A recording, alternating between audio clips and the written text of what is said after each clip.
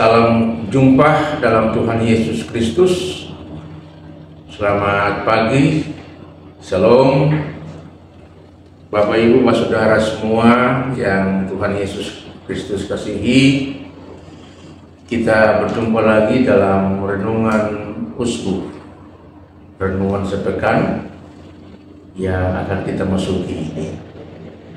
Kita bersyukur kepada Tuhan sudah menyertai kita.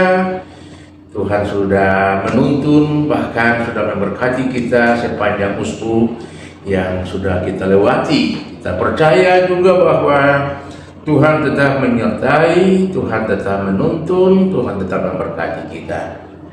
Dan dalam perjalanan hidup di usbu yang baru ini, marilah kita kembali lagi dituntun oleh Tuhan dengan tuntunan Roh,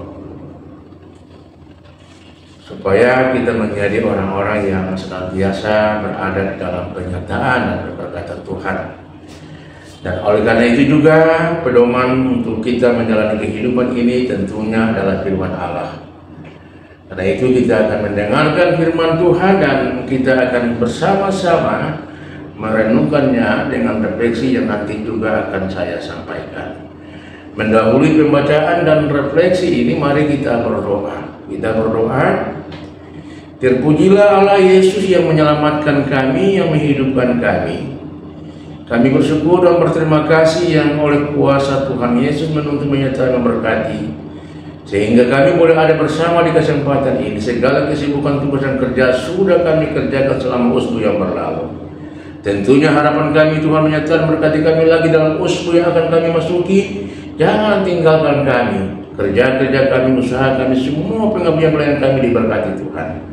Dalam menapaki perjalanan lagi di usbu yang baru ini, kami juga akan mendengarkan firman Tuhan sebagai pedoman penuntun bagi jalan kehidupan kami.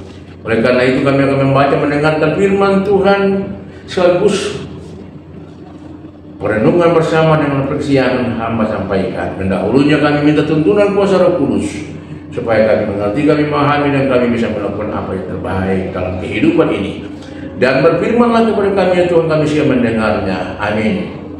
Bapak Ibu Saudara sekalian, kita akan membacakan firman Tuhan yang terambil dari kitab Perjanjian Baru, surat kiriman Rasul Paulus kepada jemaat di Korintus, dalam kitab 2 Korintus pada pasalnya yang ketiga, ayatnya yang ke-7 sampai ayatnya yang ke-11.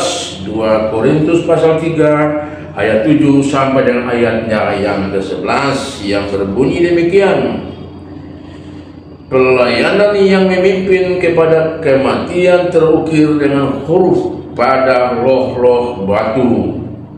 Namun demikian kemuliaan Allah menyertainya waktu ia diberikan, sebab sekalipun pudar juga cahaya muka Musa begitu cemerlang, sehingga mata orang-orang Israel tidak tahan menatapnya, jika pelayanan itu datang dengan kemuliaannya yang demikian. Betapa lebih besarnya lagi kemuliaan yang menyertai pelayanan roh.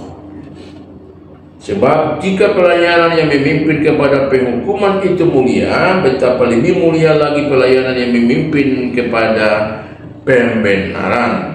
Sebab apa yang dahulu dianggap mulia, jika dibandingkan dengan kemuliaan yang mengatas segala sesuatu ini, sama sekali tidak mempunyai arti.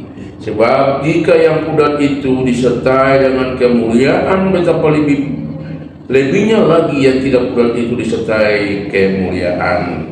Demikianlah firman Tuhan yang sudah kita sama-sama baca tadi.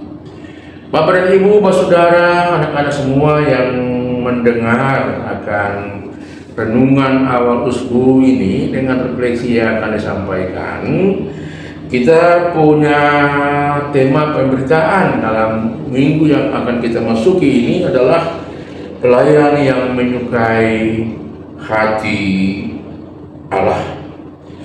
Saudara-saudara, dengan bertolak pada perikop yang telah kita baca tadi dari 2 Korintus 3 ayat 7 sampai dengan ayatnya yang ke-11, dan mengacu juga kepada tema bahwa pelayan yang menyukai hati Allah, maka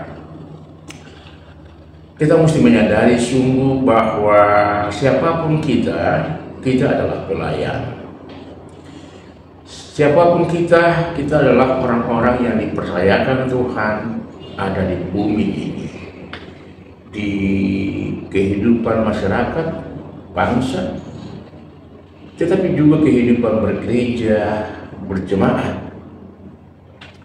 Adanya kita ini sudah tentu dalam satu harapan yang paling besar, adalah menjalankan kebaikan Allah di dalam kehidupan ini.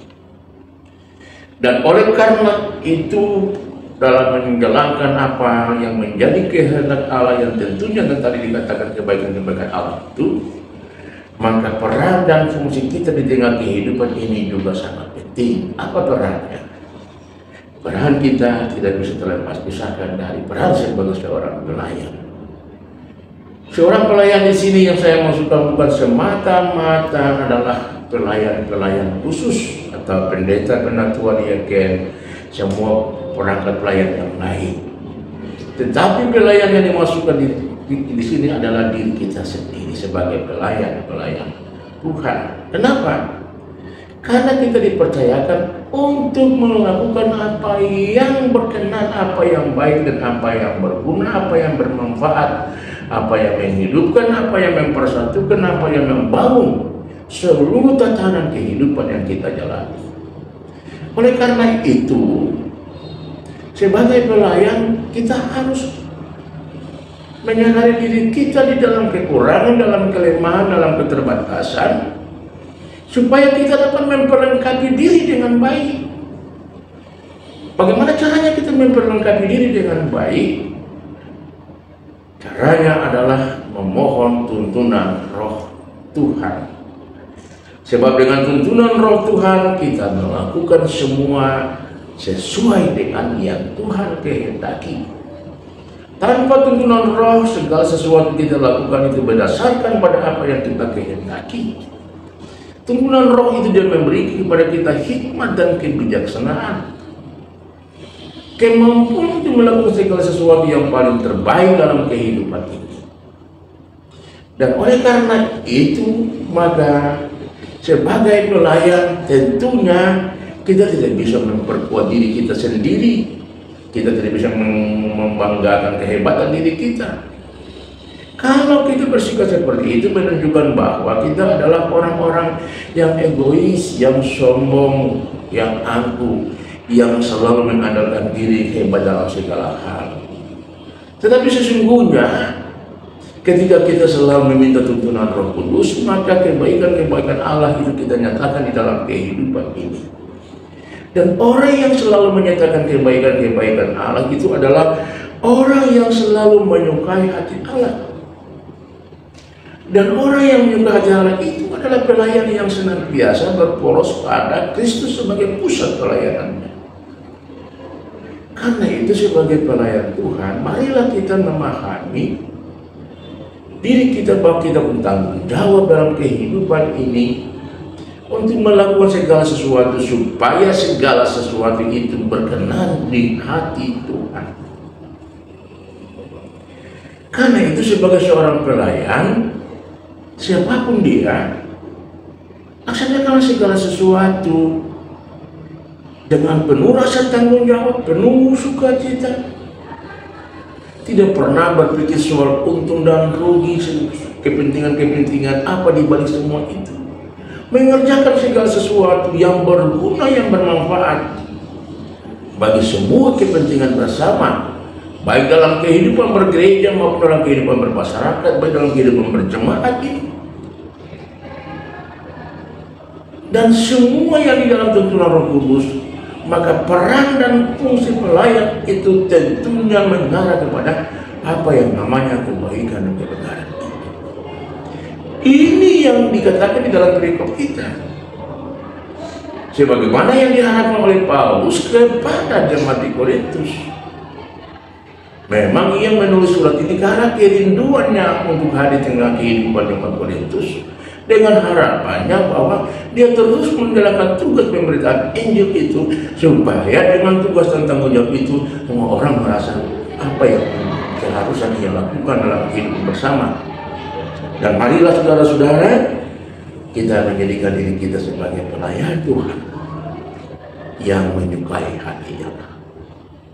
Jangan menjadikan pelayan yang melukai hati Allah, supaya semua menjadi berkat.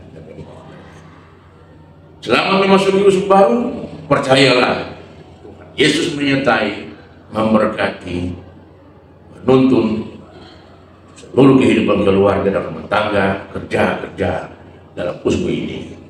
Amin.